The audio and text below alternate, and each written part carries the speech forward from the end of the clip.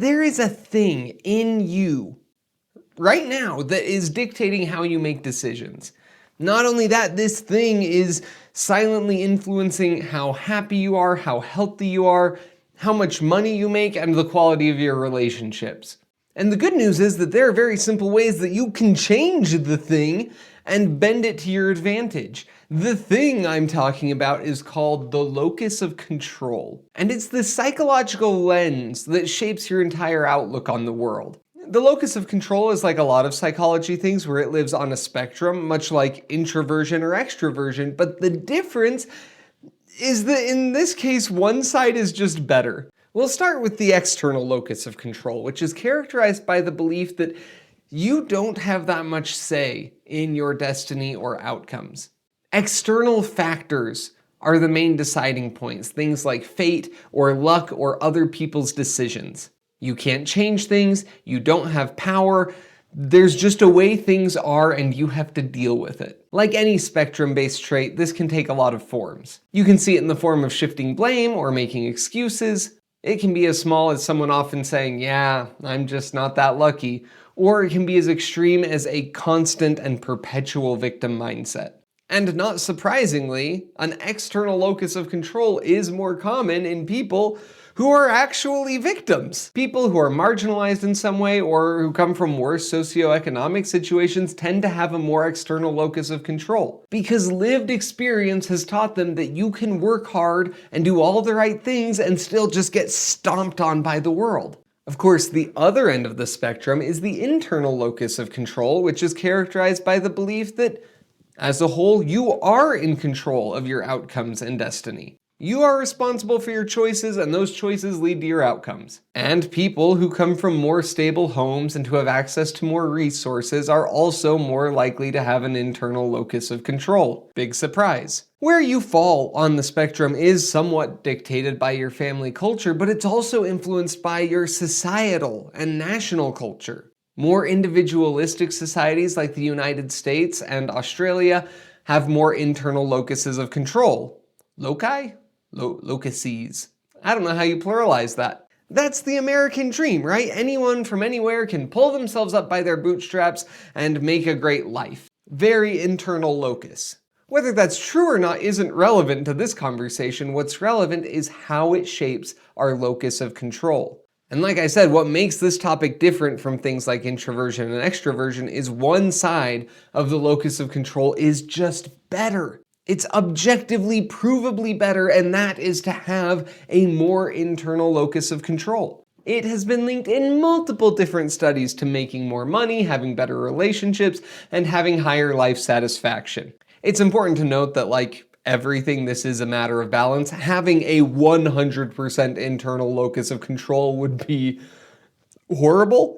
You would take responsibility for everything and probably be an absolute basket case as you blame yourself for every sad thing that has ever happened in the world. It can also cause people to attribute all of their success exclusively to their own actions, which makes people pretty unlikable and arrogant because we all know that there's an element of luck to success in life. And the most likable, successful people acknowledge that. So here's where I've determined the right balance is, based on research, but also this is just my opinion, which is that you want a primarily internal locus of control, because an internal locus prompts action. If you have a deep and abiding belief that you can impose your will on the world and shape it to your desires, well then you're going to take action to make that change. But you want to balance that internal locus with still recognizing the powerful and often uncontrollable impacts of external forces. I've decided to call this hypothetical balance the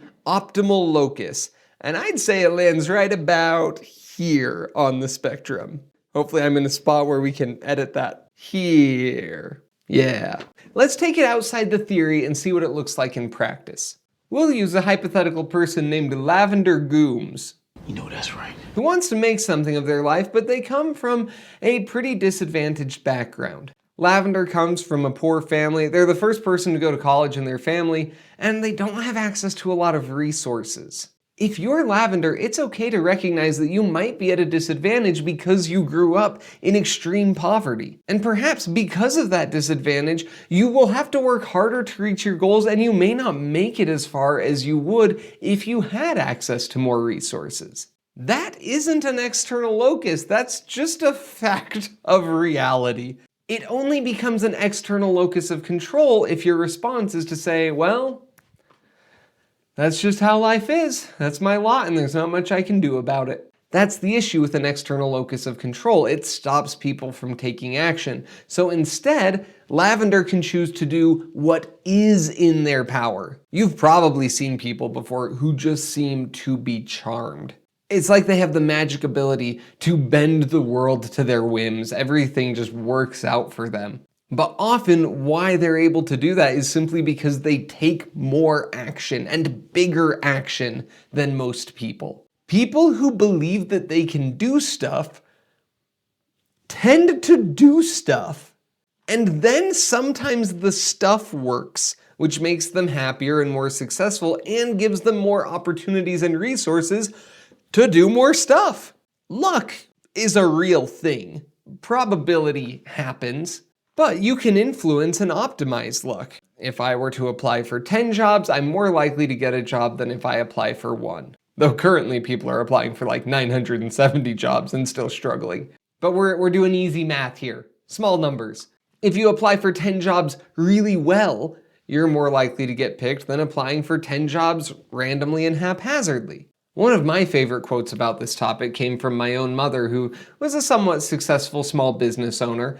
And people saw her and my dad owning little businesses and being fairly successful, and they said, man, everything you guys touch turns to gold. And my mom would always chuckle and say, no, we just touch a lot of stuff. Now that's a quote that should absolutely never be said out of context, because on its own, it sounds weird, but she's right. They had 10 times as many failed or unspectacular businesses as they had successes. But everybody forgot about those. And this is where the optimal locus helps you. It helps you focus on the things that you can control and mitigating the factors that you can't, without resorting to blame or excuses or wallowing in your own self-pity. It's a little bit like the old classic serenity prayer about understanding the things that you can or can't change and being at peace with it. It's that, but like with more psychology and less theology, I guess. Because here's the best news. Speaking of things that you can change, is that you can change your locus of control. The optimal locus can be learned and developed, and here's how. Quick side note, I don't know if I have an optimal locus of control. So don't take this as me preaching that I have it all figured out. This is me sharing a thing that I'm excited to improve in my own life and just inviting you to join me in the journey. The primary method of shifting your locus is to also shift your language and thinking habits. How we think and speak is deeply intertwined with how we see the world. So if we change how we talk, it changes how we think, and it changes how we do everything else. So the first step is to eliminate absolutes from your vocabulary as much as is possible. Words like never, always, and can't are just problems. They're dangerous words because they paint the picture that your actions are incapable of changing anything. Or, if you're a raging narcissist, you can use those absolutes to imply that you can change everything. And both are bad. This is a silly example, but I've seen it with raffle tickets. People will buy raffle tickets and then they won't win and they'll be like, ugh, I never win these stupid things. As if probability itself has personally conspired to destroy them. But then you look at the math and it's like 700 people entered the raffle. If you enter 20 raffles of 700 people each, you probably won't win. If you never win one, that's just math.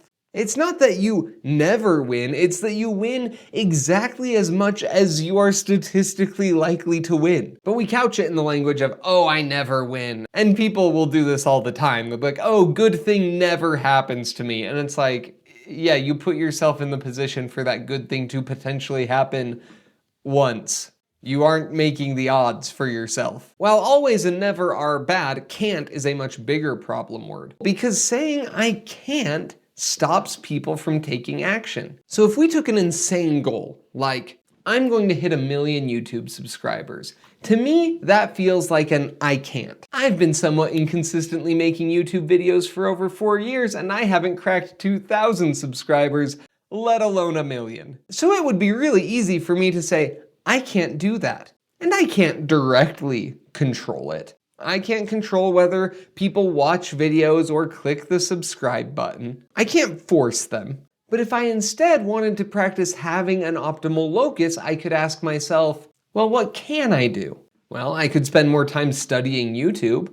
I could spend more time on my video ideas, scripting them, making them really funny or interesting. I could hire a thumbnail designer or a YouTube coach or a very expensive video editor. I could pay for marketing or advertising or publicity to get my name out there. Or I could just commit to a consistent upload schedule, and that would probably help a lot. Suddenly, there are a lot of things that I could do.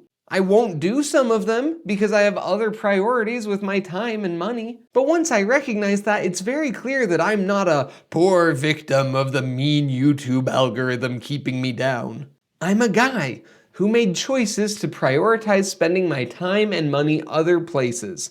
And that's why I don't have 1 million subscribers, because I made choices. You can do this exercise with almost anything you want to accomplish. It will help you recognize what you can control, what you can't control, and what actions you can take if you really want to hit the goal. And you can follow a similar reframing process on the other end anytime you fail at something. As you implement these types of cognitive changes, you can also use some common techniques that help change thinking patterns, like meditation or self-talk, to recognize what things are working and which things aren't. And if you want to get really good at it, write them down. That's one of the most universal I want to make change in my life concepts is write down what you see working, write down what you don't, write down goals, write down habits. Writing stuff down is so good for changing how we think. But as a whole, in the simplest terms, if you make it a focus to be biased towards action and focus on potential solutions instead of problems, that is going to shift your locus closer to that optimal locus of control. And there's a pile of research that seems to indicate that it will at least make your world a much better place. Hey, thanks for watching this thing. Be sure to check out all my other things, press the button, subscribe to Nonsense. Give me all your money and have a great day.